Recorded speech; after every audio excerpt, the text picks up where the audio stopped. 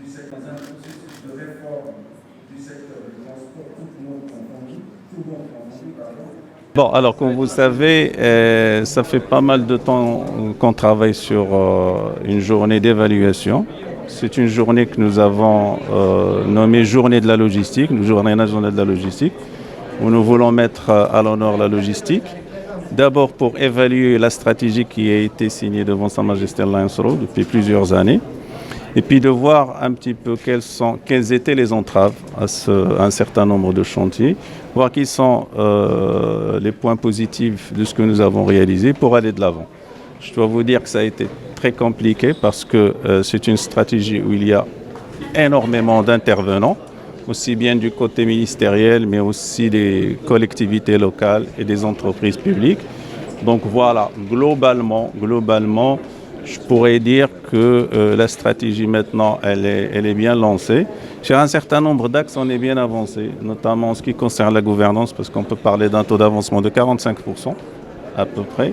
En ce qui concerne l'axe qui est relatif aux compétences, on doit être à 26%. Mais dans l'axe qui est relatif aux zones logistiques intégrées, puisqu'il y a un réseau national qui aurait dû être amorcé, on est aux alentours de 10%. Sur d'autres axes, on est aux alentours de ces chiffres-là. Moi, je compte beaucoup sur cette journée que je voudrais qu'elle se tienne chaque année.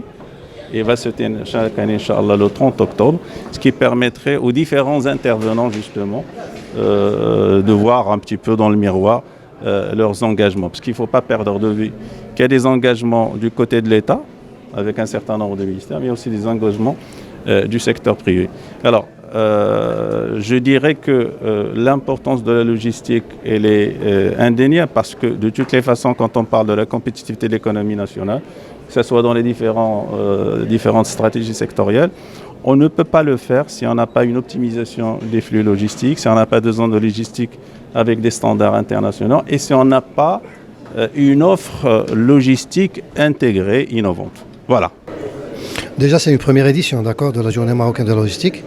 Et je dirais, depuis la signature du contrat-programme, c'est la première sortie officielle, d'accord, par le ministre donc, de tutelle, pour faire un bilan d'étape sur la stratégie logistique nationale.